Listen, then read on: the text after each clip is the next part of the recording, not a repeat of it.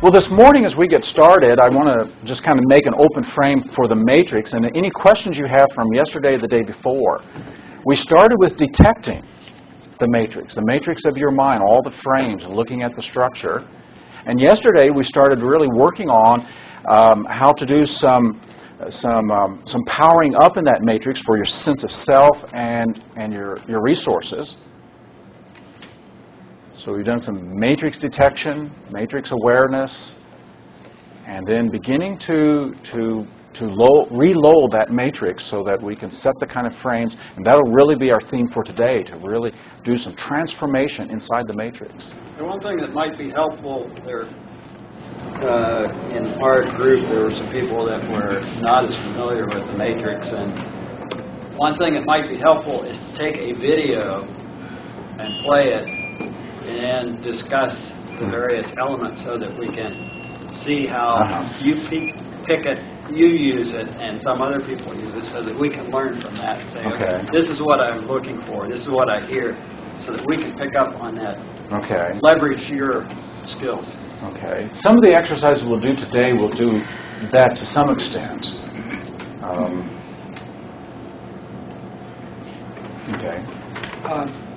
Yesterday, when we ran each blowout pattern, I ran it on the fact that I'll do a seminar and then have some things I want to practice, a list of drills I want to go over. And when you do that yourself, do you use paper? Do you put something up on the wall with a list of those and use a little check sheet? Or is there... Well, that would be a legitimate way to do that, to keep track of where you are. When you do it by yourself, you're double tracking. You're being both experiencer and coach to yourself. And so you have to step into the experience and think, feel, whatever, and then step out to track it, to notice it, to mark it, to measure it in some way. And so oftentimes writing it down so that you know where you are, then stepping in and seeing the next place you go, stepping out. Because I guess I hadn't seen anything about the self, power, time, other, and world before coming. So how else would you describe it? It's just like questions that you're asking in certain fields of your mind? Well, we can ask questions about each of these matrices. How do you feel about yourself? How do you define yourself?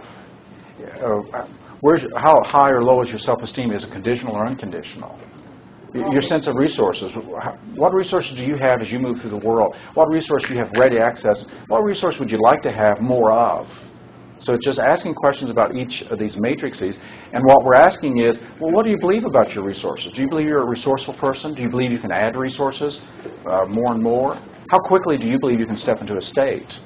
So we're asking questions about each of these matrices. So you're saying that all 7 are matrices? Oh, yeah. Okay. I know the words again are getting to me, but meaning versus intention. You have intention on that same side with the other 6. What is different about meaning over intention? See if I can find that one.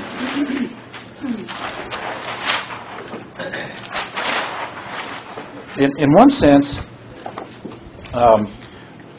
the most important matrix of our mind is the meaning matrix.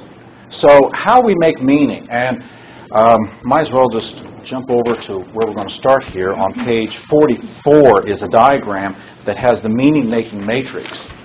How do we make meaning, and what is meaning? Well, the word meaning means to hold in mind. It comes from a High German word, an old ancient German word, and it means to hold in mind. So what does anything mean to you? Well, I don't know. What's in your mind? What do you keep in mind?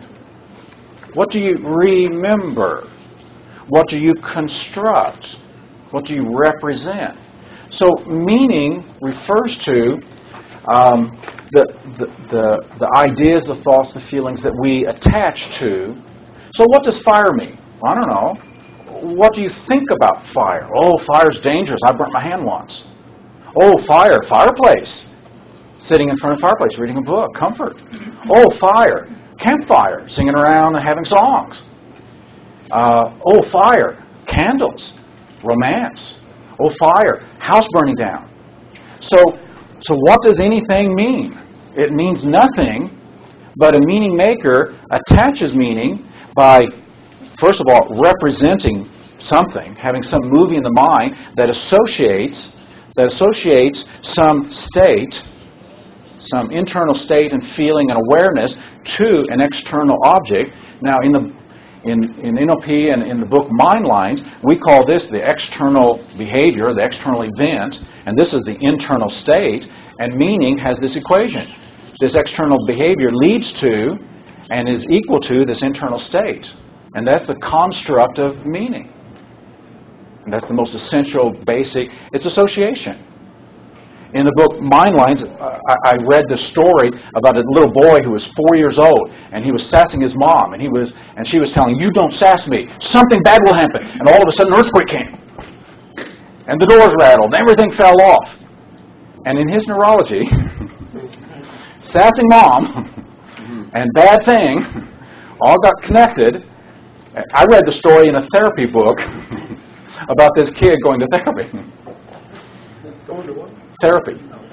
Because he got traumatized. Because for him, the external behavior of sassing mom and telling mom no, and she's saying something bad will happen, and then his whole universe went into spasms. He got that connected. So he just became just very fearful because he associated that. So he probably had something represented. And not only do we represent things with our movie, our VAK, but we edit that movie. So submodalities is a meta frame. It's the cinematic features of our movie. And my guess is when he thinks about sassing mom, he sees the whole building shaking. It's in color. He's inside it. And there's the sound, the rumbling. And there's the feel. He's got a full sensorama land movie going on. And so if we ask him, what does it mean to speak up to somebody in authority? Terror! Existential terror! Now, later on, he'll put some words to it. He'll label it. He'll use his linguistics. And so that's another way we create meaning. We give it names. We give it terms. And then we start evaluating. Yeah. We make our judgments and evaluations. It's not good to speak up to someone in authority. The whole world could fall apart. And he may have that in conscious awareness, or maybe just an unconscious awareness of that. And so we do that kind of a thing. His thinking pattern, if he's 5 years old, his thinking pattern would probably be some of the magical thinking. His thinking pattern would be magical thinking, because he's probably thinking, I created this. I did this. So he's personalizing. And he's awfulizing. And he may be shoulding. And saying, I shouldn't speak up. I should be nice. I shouldn't sass. I shouldn't want my own way. I mean, he could do all kinds of stuff in his head. So thinking patterns, and in NLP we call thinking patterns meta-programs. There are perceptual filters. And so the thinking patterns, another one to add to that page, and there's several I'm adding here to that page 44, is metaphors. What is this like? Because that's how we create meaning. Another way. And then, of course, all of these are frames. And as we do the framing, to do that. And then finally, intention. So this maps out 9 facets of how we create meaning. So it gives you 9 ways of talking to someone. If you want to find out their meaning and the meaning structures and the states, if I could peek into the theater of your mind, what would I see? Sometimes I say that to people. If I could peek into the theater of your mind, what are you seeing, hearing, feeling on the inside? And then I could say, as the editor of your movie, is it close? Is it far? Is it dim? Is it clear? Where's the sound? Where's it coming from? What's the tone? What's the volume? What's the pitch? Are you in it? Are you out of it? What I'm doing, I'm searching for how they're constructing me, what they're holding in mind. What do you call that? How do you label it? What's the linguistics? What are your words for that? Is that good or bad? Do you like that or not like that? What's your evaluation? How are you thinking about this? Are you personalizing this or not personalizing this? Are you awfulizing or shoulding? Or you're doing either or thinking or both and thinking? How are you thinking about this? Is it global? Is it specific? Is it options? Is it procedures? And what is this like for you? What is this like for you? If there was a symbol, if it was a color, what color would it be? If it was an animal, what animal would it be? If you were a character in the Matrix movie, what character would you be? So just finding a metaphor for it. So maybe we can talk about it in that way. What's your belief? What's your understanding? What's your decision? What's your and so we can go through those 26 frames. And then, how come? Why? What are you trying to do? As you picture this and think about it in that way, what's your intention? So the word intention is another form of meaning. What do you mean? What's your intent? Sometimes that's parallel. Sometimes it's synonymous. What's your intention? What's your agenda? What's your motivation? So these are just ways that we as meaning makers construct meaning. And so you can see how rich meaning is. Meaning is not just one thing. This comes from NLP, the IS equals EB kind of structure. But meaning is much richer than that. So we've identified 9. I think there's 5 or 6 on page 44. You can add these other ones to it. And it just gives, and in one way, all of these are just, once again, synonyms. But we can distinguish them somewhat, but they intermingle. They intermingle and they mix up. And so there's a fluidity even of this as we construct meaning. So if somebody is having a semantic response to something, and nobody's hitting them, and nothing physically is going on, but they're having feelings going on in their body. Rita gave us a good example yesterday. Trying to make another step. And whatever's going on inside, there was something meaningful. I wonder what. What did it mean to... And it's interesting how we as meaning makers, we don't respond to reality, to the territory. We respond to our maps of the territory. So here's Rita in Denver, Colorado. Where do you live? Over on the East Coast somewhere? Laurel, Maryland. Maryland. So here she is in Denver. But my guess is, as you were walking here, you were in your living room. Oh, yes.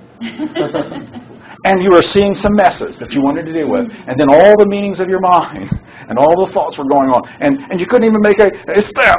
That semantic step. It was holding me back. It was holding me back. So what is meaning? Well, it's what you hold in mind about your map. Because most of our internal fights are against our maps. So we say things like, I couldn't see myself doing that. Now, if you have ears to hear, we're talking about the self matrix and the meanings, how we have constructed meaning about. Have you ever gone and looked at a new car, new home, some particular clothes, and you say, I couldn't see myself in that. I can't buy that. I have to be a different person. Well, if a salesman is sharp, well, who would you need to be to wear that? Now, I know you can't be that person now, but if you could. So what we're dealing with is maps. We only deal with maps. People are never the problem. It's their frames and their maps about different things. And if we know and can listen to, because if you listen to, you can hear how they're constructing meaning about self, power, others, time, and world. So the content matrices come out of this meaning intention matrix, which is the most important one, that puts us in state.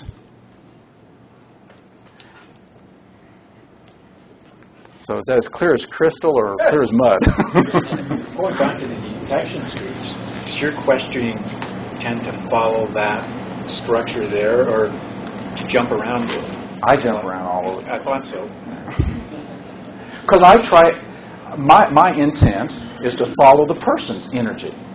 So if they start telling me, it's like this. My life is like this. Every time I take a step forward, I take 3 steps backwards. And I hear a metaphor. So I say, you do take 1 step forward. Yeah, but that doesn't count because I take 2 steps. Oh, discounting, thinking pattern.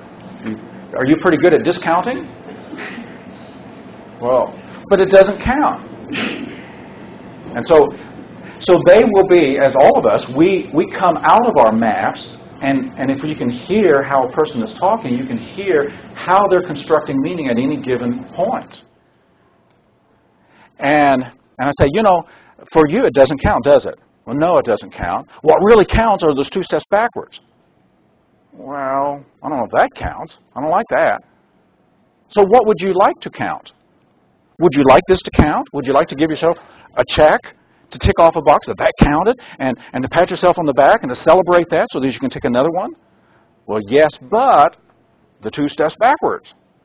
Oh, so we have to deal with that 2 steps backwards because that's what's in your mind. You, instead of matching what's working well, you're noticing what's not working well. Another thinking pattern. And so now I know somewhat what to deal with. So now we can do an ecology check. We can step aside and say, thinking this way, only counting the things that are negative, does this work for you? Does this make life a party? Would you recommend this to your children? Would you want to put this in your lover? Hell no. Well, it's your choice. How do you want to frame it from now on? Would you like to count it? Do you have permission? Go inside and so what we're working with are just all these frames to get the person to construct a new way to be, to have resources, to work with others, the world, and time. And so I follow their energy. So that's why to me it's always an adventure. When someone lets me enter into their matrix. And that's why it's so special. It's really an honor because I get to go see a foreign country.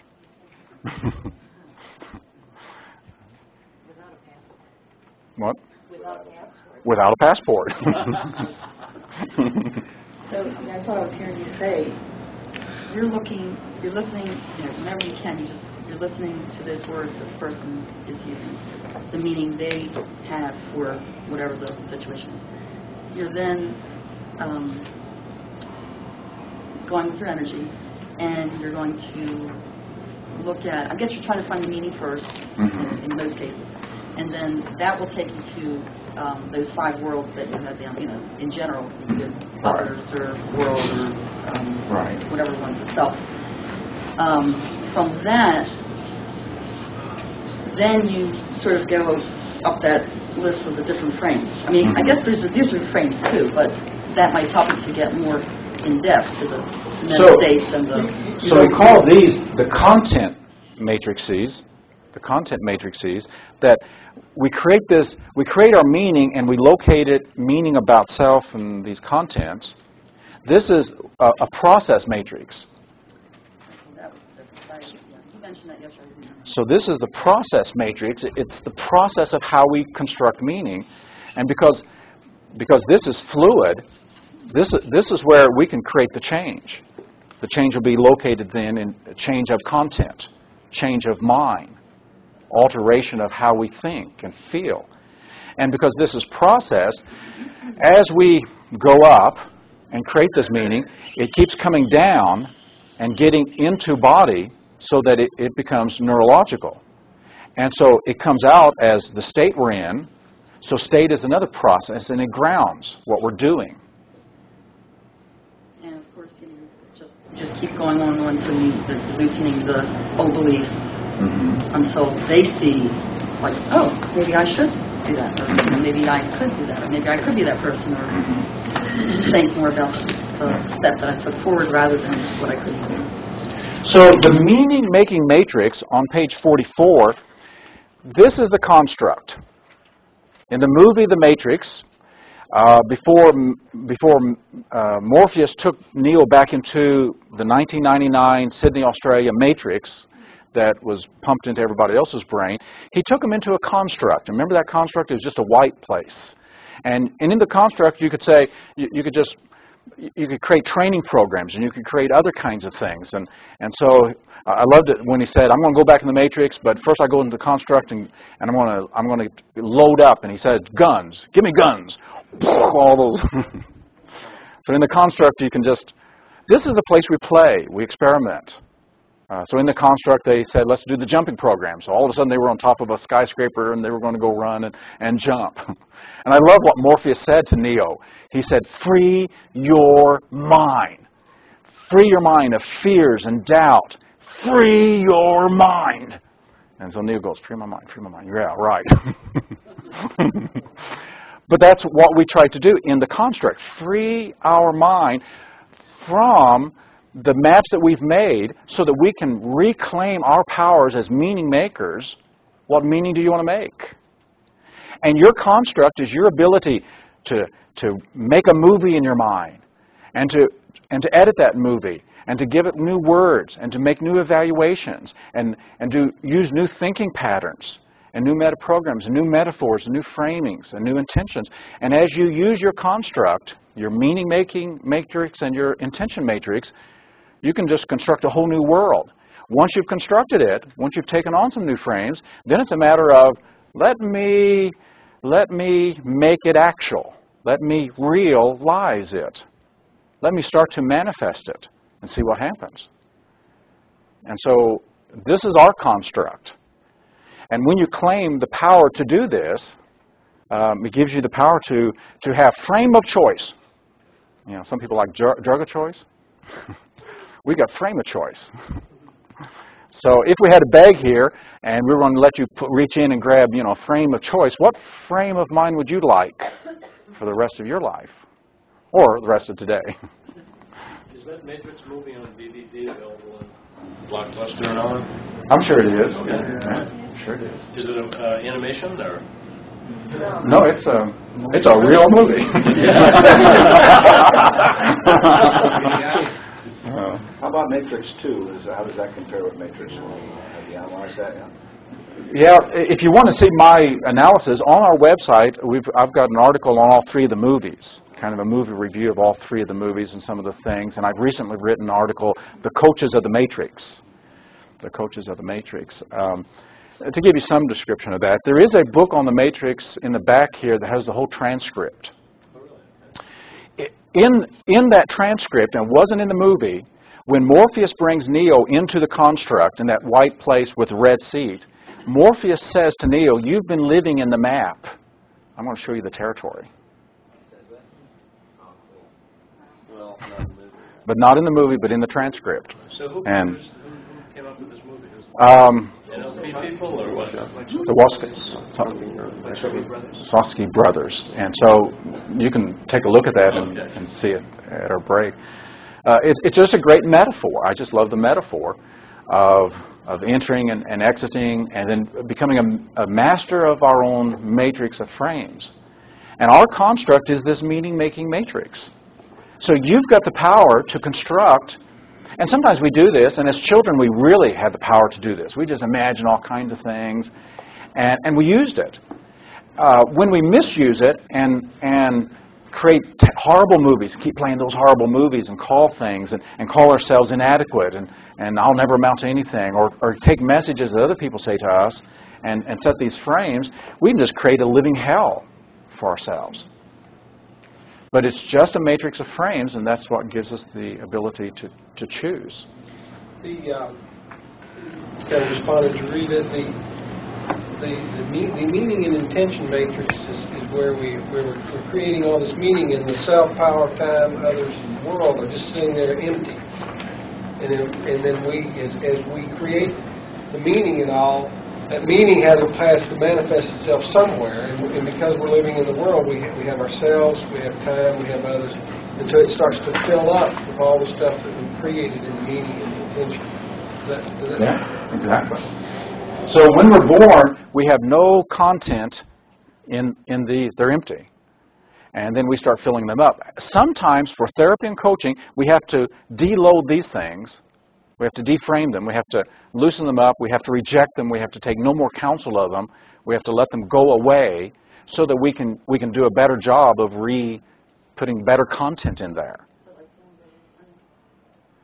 Well, yeah. So because we built content in it, but we build it with a 5-year-old brain or a 13-year-old brain or a 33-year-old brain, but this is not set in stone unless you believe it is, and then for you, it is. But once you know, I'm a mapper, I'm a meaning maker, And my maps are just maps. And they're always erroneous. Because we don't perfectly map, and the territory keeps changing, so we have to keep remapping. And so this is where the map-territory distinction is so critical.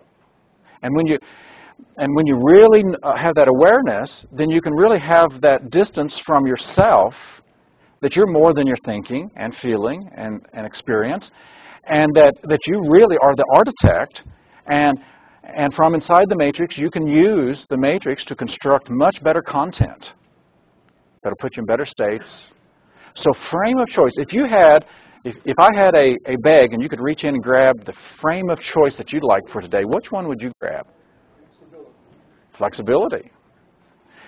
So what I'd like you to do is maybe on day 3 on page 43, on one of the back sides, one of the blank pages, to identify 2 or 3 frames of choice that you're going to choose or could choose from this day forward that you want in your life. If you could wake up some morning and suddenly a miracle happens, and you just wake up and you're in this frame of mind that just brings out your best, what frame of mind would you like to wake up with? And I'd like you to write 3 great frames. Example, I'd like to wake up in a frame of mind of childlike wonder. That'd be my frame of mind, childlike wonder. Or charisma. Or smoothness, or flexibility, or playfulness. Or going for it, being ferocious, passionate. And I'm going to quit playing it safe. I'm going to be a risk taker. I'm going to have a frame of mind like an entrepreneur, and I'm going to take risks.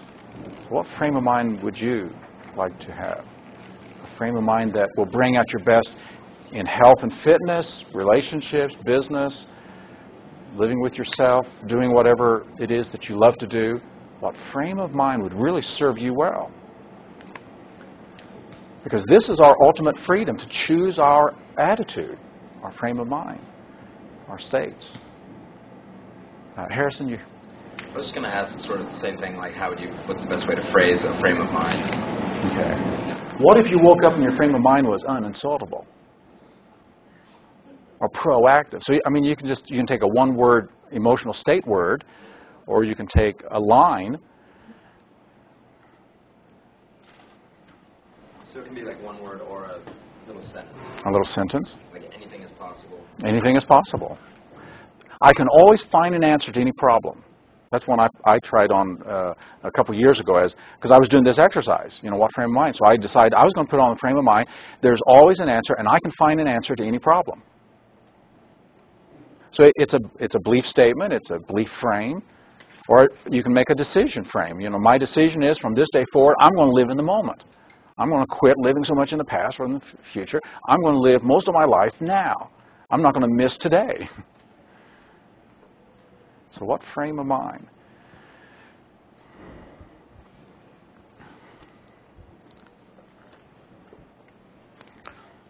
I can only show you the door. You have to walk through it. The matrix is made of rules. Some of the rules can be bent. Some can be broken. Well, it's even more expansive in our matrix because it's made up of rules. In one sense, every belief frame is a rule for how to be, how to feel, what resources to use, how to think about. They're the rules of the game of our life.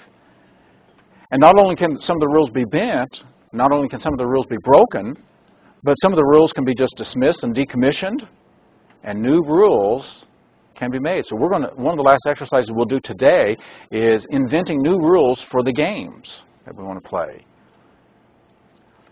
And so that'll be a fun one as we end up today, inventing new rules.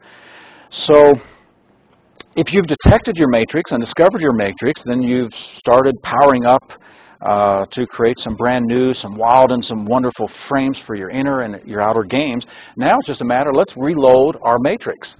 In the second movie of the Matrix, It starts off with the crew meeting together, who's fighting all these sentinels and all these machines, and they meet together, and they hear, and Neo hears a knock at the door, or he hears them coming to knock on the door, so he leaves the room, and he goes up, and somebody knocks on the door, and it's the agents.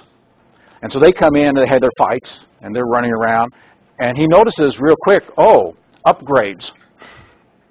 These new programs, and these sentinels, they're upgrades. And that is the movie that is entitled Matrix Reloaded. It's reloaded with upgrades. That's what we want to do today. We want to upload some new frames of mind and have some upgrades in our frames of mind, in the states, and in the content of self and others and resources and time and world to do some reloading of our matrix. So, we've already really introduced this on page 44. The quality of our meanings determines the quality of our states and the quality of our life. So that's page 44 at the top. This is the principle that really drives this, at least for myself. The quality of my life is the quality of my states. But what's the quality of my states? Well, the quality of my meanings. We are meaning makers. And Viktor Frankl said that our daily bread, which really nourishes us, our daily bread is meaning. Not only what I'm holding in mind, but what I'm holding in mind, is it meaningful? Is it significant? Does it compel me? Does it excite me? Does it want me to wake up in the morning and I just can't wait until I get going again? The opposite is futility. The opposite is emptiness. The opposite is nothing significant. The opposite is I'm bored. The opposite is I'm not taking interest in things. And so the quality of life are the meanings that you construct. And I think probably the most shocking thing for all of us and for our nervous system is that meaning does not exist out there.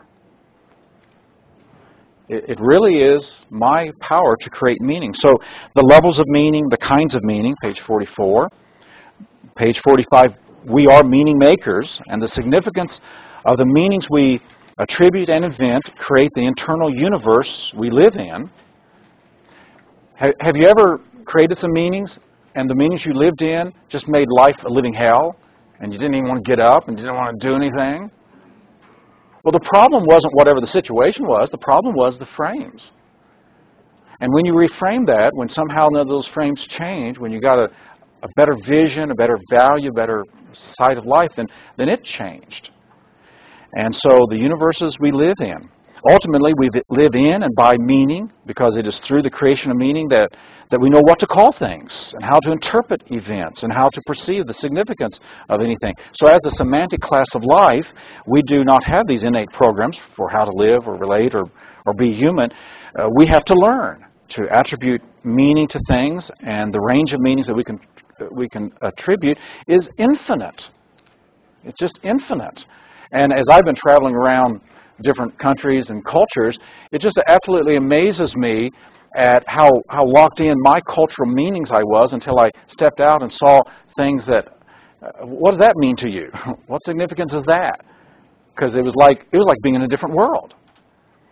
And the number of meanings is just infinite in that way. So almost anything could mean anything.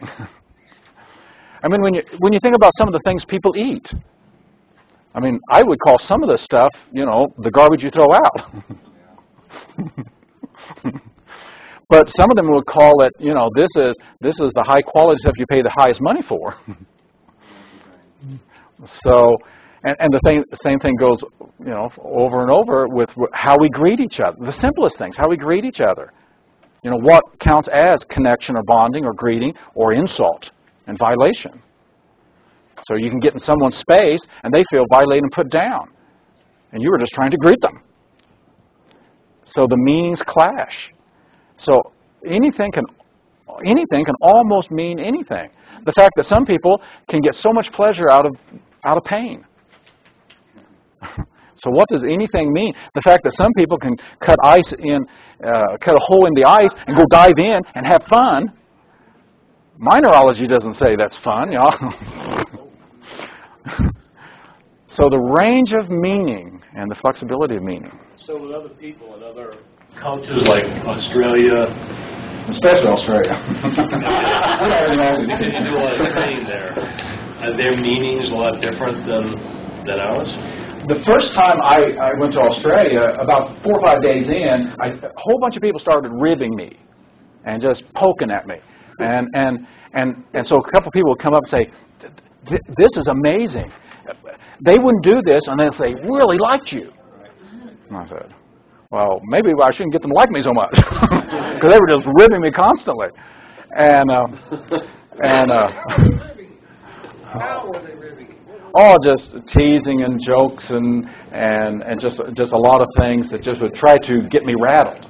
I don't know if the Brits do that a lot too, right? Yeah, to a lesser degree. Right, but I don't know that it's rattling, trying to get you rattled so much. It's joshing. There's a joshing and a playfulness. Yeah. So we were doing mind lines on that particular day, and I had everybody break into groups, and we had all these groups going to come up with a mind line and to respond to it and do a little drama. And just drama after drama was making fun of myself, and the next year it was myself and Bob.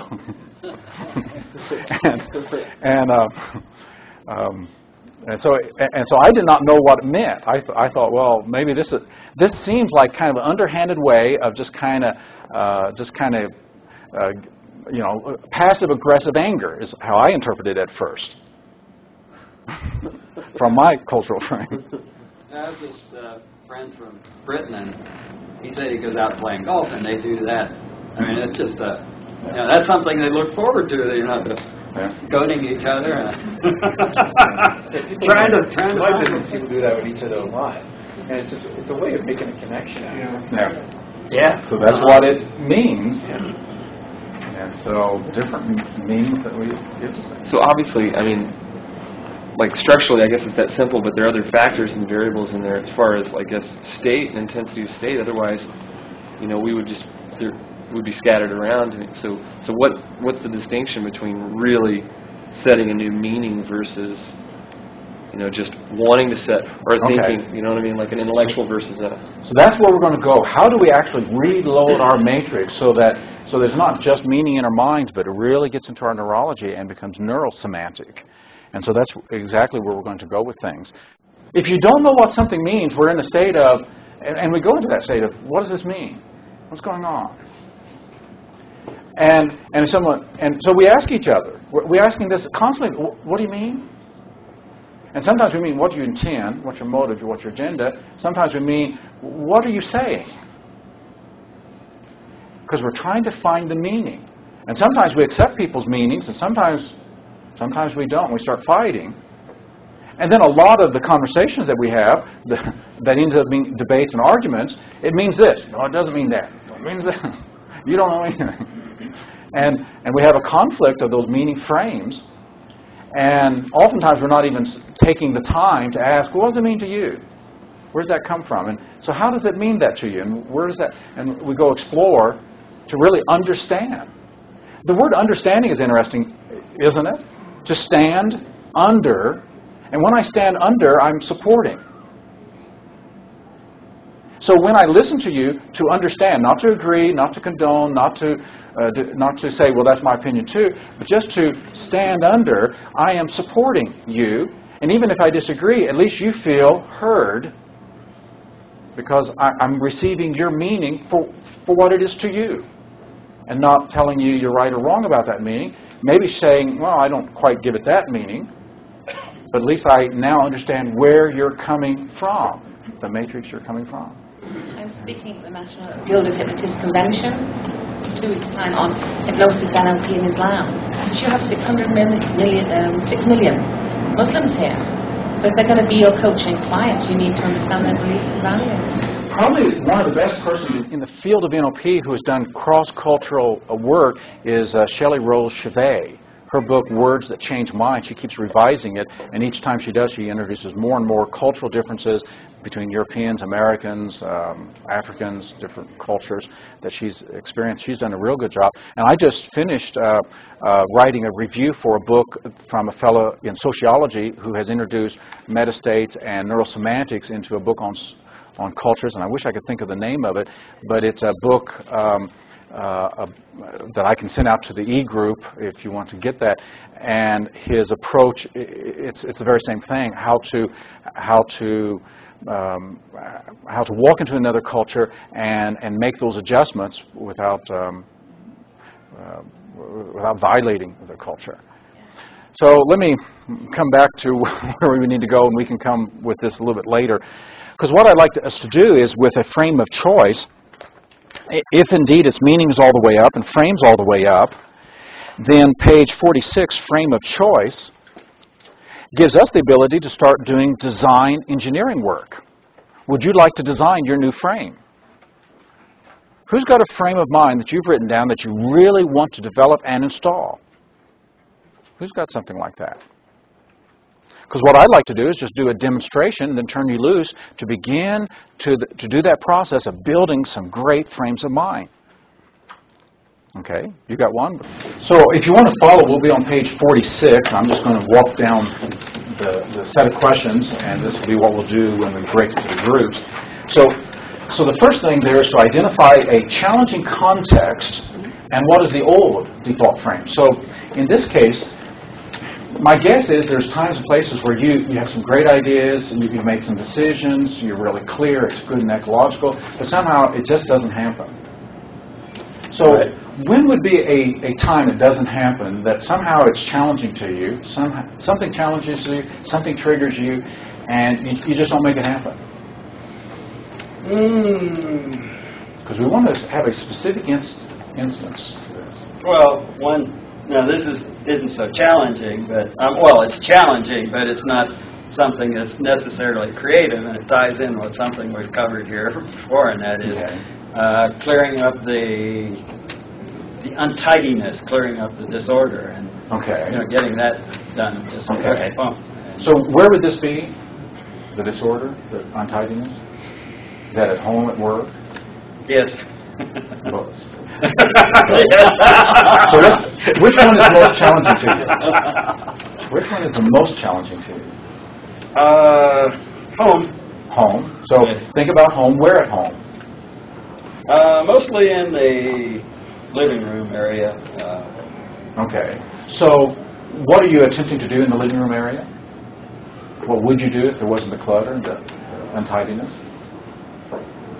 If there wasn't the untidiness, well, I could move about easier and find things easier, and so how would that be helpful, especially in it would feel better. I mean, because there's something about it which is not. It's grating.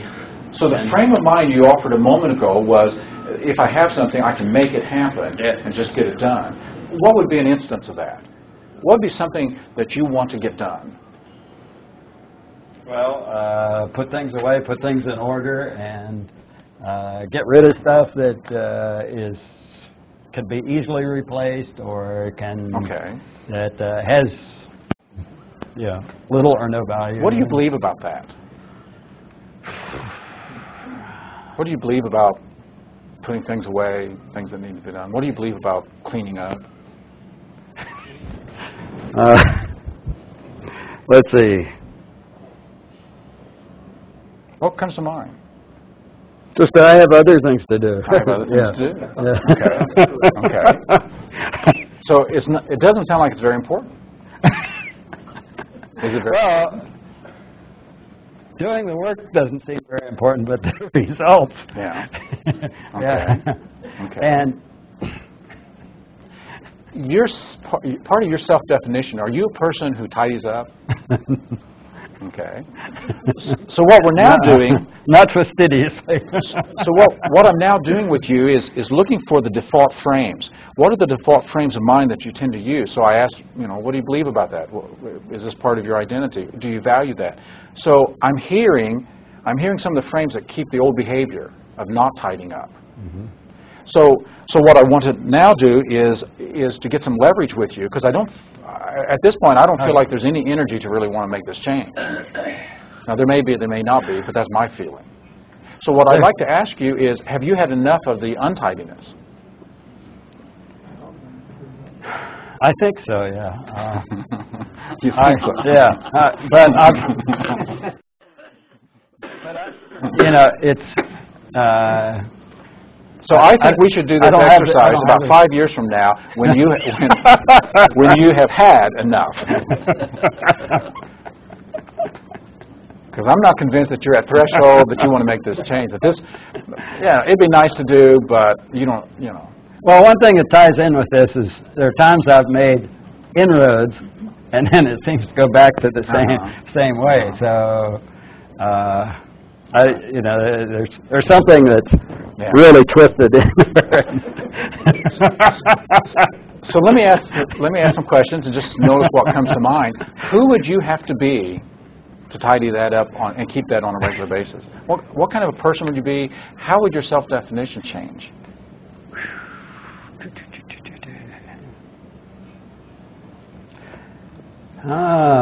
Who would I have to be? Someone that takes the time to do that. And one thing that would help, if I could be doing something else with that. And another thing that ties in with this is, to me, it's boring as hell. God damn it. That is boring.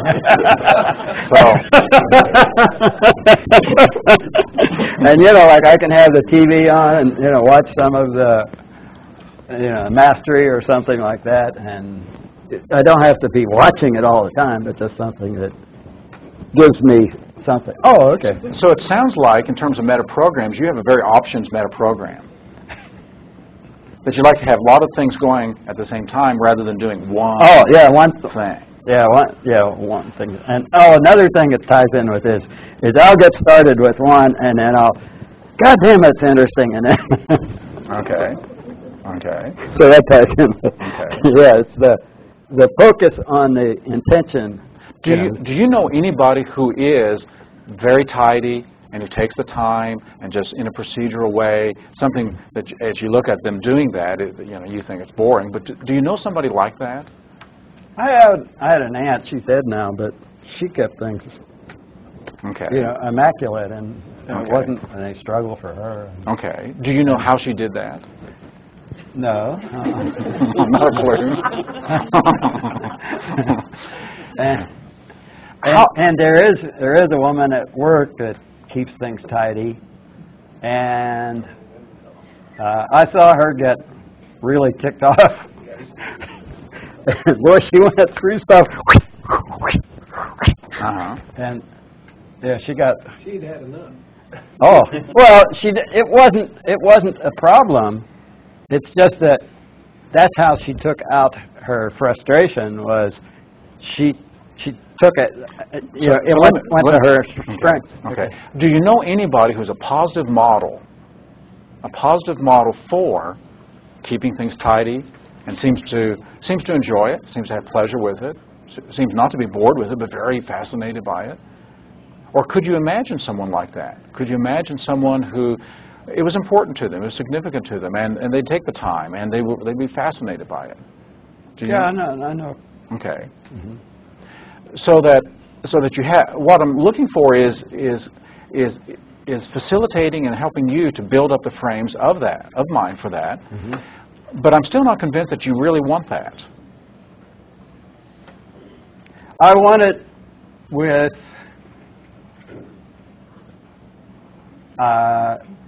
I want it, but I want it without flogging myself. Okay. I definitely want it, because at times I've done it easily. Okay.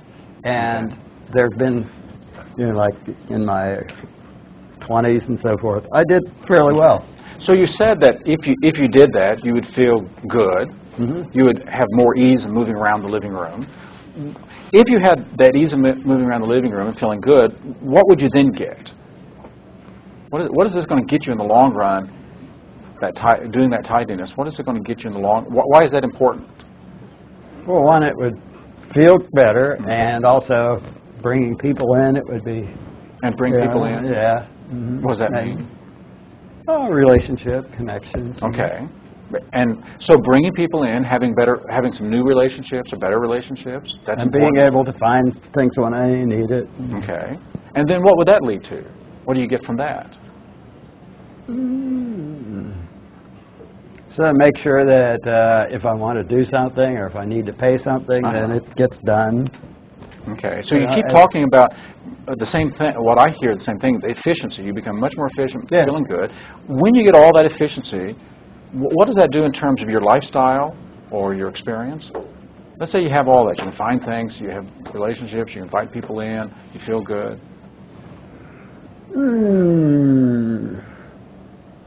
My level of life would be certainly improved. And, okay.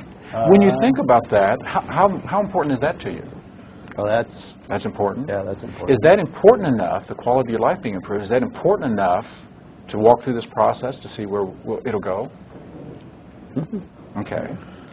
I'm going to ask you quality of life to switch chairs with me so that this becomes the old and this will become the new. You better be careful with that one. It might rub off. I'm crossing anchors.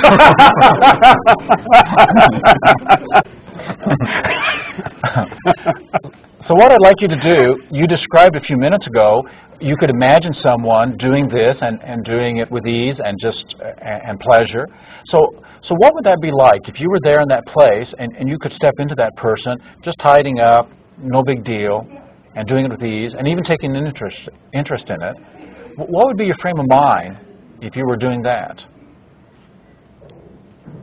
What would you be thinking about the tidying up? Wouldn't be much thinking about it. Okay.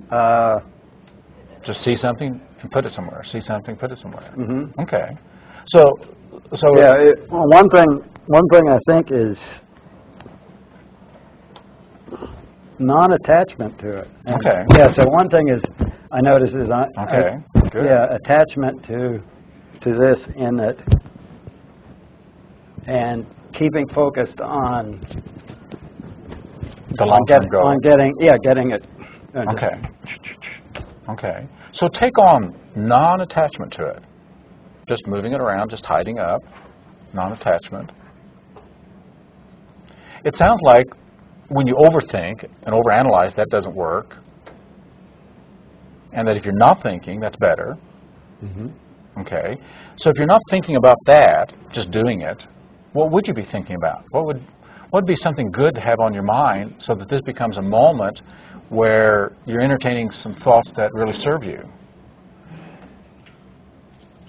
Well, something like tapes like this playing, or something that. So what if tidying up meant I get a moment to listen to some tapes in the background and just, I'll tidy up, I'll put things here and there, I don't have to think about this. And what it really means is I get a moment just to listen to some of that, let it soak in, and I'll enrich myself with that way. How's that feel? You said earlier that you need to take the time to do it. Mm-hmm. Are you willing to take the time to do it?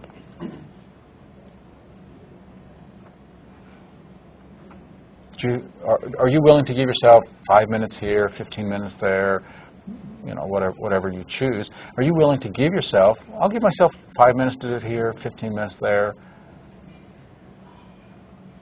Yeah, if I can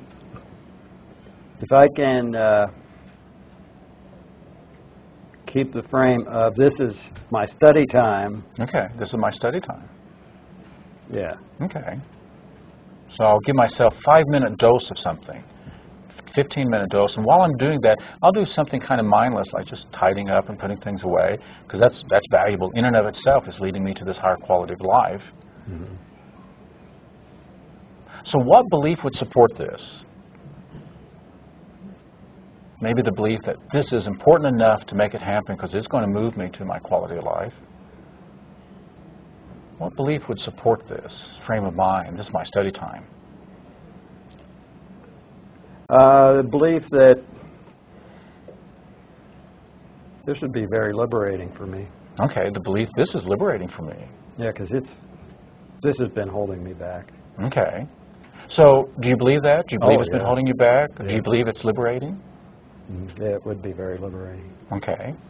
What resource would you need to make this happen? Any other resource, or is this sufficient? This is my study time. This is liberating. Probably a bottle of tequila.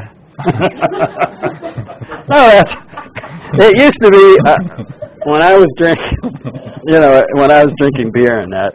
I mean, that I worked better with this type of thing if I drank beer. And that's when this all happened, was when I stopped drinking the beer. So, Jim, do you know the drug of choice pattern?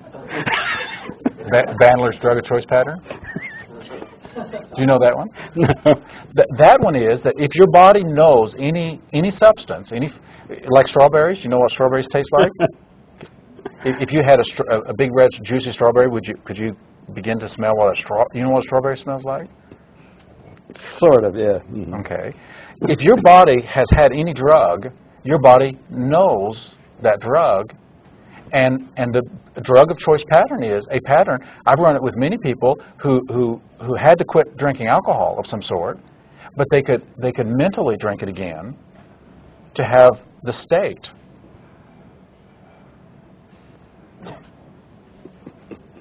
Well, maybe humorous tapes might be good too. Okay. Yeah, humorous tapes would be good. Okay. Yeah. So that'd be another kind of study time with humor. Yeah. Okay. So that would be good. Yeah. Okay. Humor. Yeah. Okay. And it seems like you have a quick access to humor. Yeah. Okay. So if you bring that as a resource, so that part of your frame of mind is my study time, my humor time. Yeah, and I could, and I actually talked to somebody on Thursday about, he's got a woman from Peru that does cleaning in his house, and I asked if she'd be interested in, I asked him if she'd be interested in doing somebody else. So getting somebody else that I would feel comfortable with, and that, and not that I'm fearful, but it would make it more of a, I'd like it to be a relationship. Okay. So you've got several resources. You've got this belief that this is liberating me, that this has really stopped me.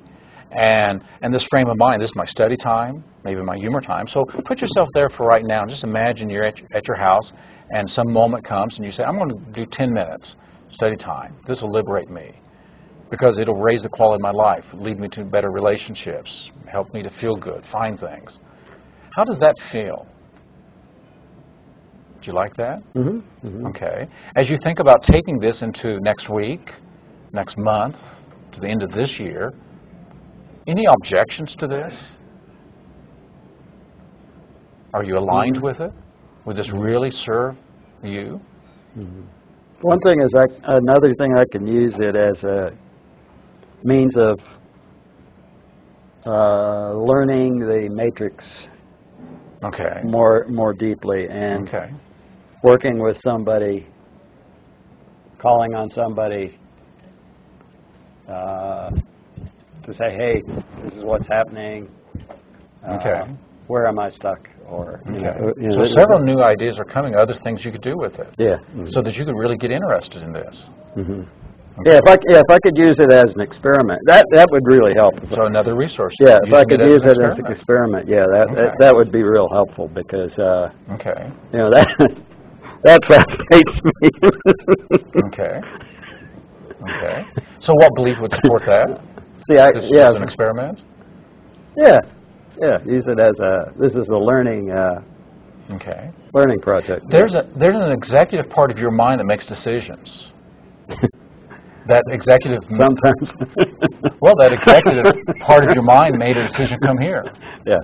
Do you know that part of your mind? That part that says, I'm going to do it. I'm going to make that phone call. I'm going to come. there was an executive part of your mind that made a decision, I want to raise my hand and do this. That part of your mind, will it take full and complete responsibility to begin to experiment with this and to see how you can take interest in view of the value it's going to have as it raises the quality of your life and relationships and ease and feeling good? Is it willing to take complete and full responsibility just to make this happen? And you can always adjust it so that it fits really for you. Yeah, if it's an experiment for me, I mean, that's, Okay. yeah, that's something that works for me. Okay. Okay. Not as a chore, but as an experiment. Right. All right. Well, give him a hand. Thank you. Well, I hope our next demonstration subject won't be about tidying a house. Bring them on. Otherwise, I'm going to start running workshops on house cleaning.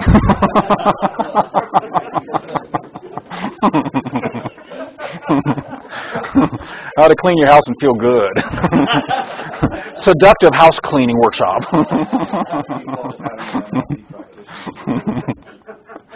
So page 46, first of all, grounded in something. Now, we're going to talk about meta-programs in a little bit. Jim was obviously global. So I had to get him down to some detail and locate it. That's really, really important because it's hard to make pictures if you're making pictures of home and work and this and that. And so we want to ground it in something specific. Finding the default programs. How are you now thinking and feeling? And so we started hearing it. In fact, later on we heard even some more of the default program. So the frames are, it's boring, why do this, I've got other things to do, I'm not interested, and so I'm not this kind of person. And so just a lot of frames that make sense as to why. Then we start choosing the new frame. Now, I decided to switch chairs because one of the things is that we can anchor feelings in places, in locations. And so my sense was it would be helpful to step out of this place and go to a new place. And so sometimes I'll do that if I feel like a person is really, there's a lot of emotion in this one. And so sometimes that helps just in switching the location anchor. And then start asking, what frame of mind would you like to have? What do you believe about this? What resource? Describing it fully. So I wanted to do that. My sense was Jim was having some difficulty imagining himself doing it, so then I used the induction of think about somebody who can. Well, he gave me a couple examples, but I didn't feel like either was a positive example. So instead of think about somebody you know, think of what it would be like, or think about an ideal person and what they would be doing. And then, because I heard his words over here, I used the opposite, someone who's interested in it, someone who it's easy, someone who enjoys it. And just imagining that. And because Jim looked like he was trying those on, and then giving some more details, he started to describe the new frames of mine. And so I just kept taking his words, feeding them back, so that it would make it easier for him to go there. One of his meta-programs is that options thing, and of distracting off into something else. And so you probably saw me keep bringing it back. Most of the time, I don't interrupt people. I don't interrupt a lot, but I did a lot of interruption. And that was to keep focused on one thing. And to keep bringing it back and holding it. So I would repeat the words and ask for the next piece of it. So trying it on, identifying supporting frames. Once I heard the frame, this is my study time. Then I started repeating that. What would support that? And what resource? When Jim threw out the resource of tequila and started going off in that direction, I went with it. I said, let's go with it. There's a drug of choice pattern. You want to do that? And he immediately seemed to jump away from that. So this is interesting. Oftentimes, we don't want to go somewhere because we don't think that would be useful or healthy. That would have been in my opinion. But I wasn't in a judgment or evaluative state. I was just following the energy. So I said, let's do this. He went away from it and threw in humor. Because I believe people know what they need. I don't believe I need to make decisions for him or for anybody. So I'm going to just follow his inner. And when he moved away from it, I was willing to go, okay, let's do humor. Because my belief is that people inside will make the best choice if they have a sense of choices. So instead of avoiding it, I'm going to embrace it. Okay, let's go with the alcohol. So then he started building up that frame, and then of course the future pacing a little bit and suggesting it. And so what we're doing is moving from an old matrix around anything that's giving us some challenge to a new frame and building that up and giving ourselves a chance to load that in.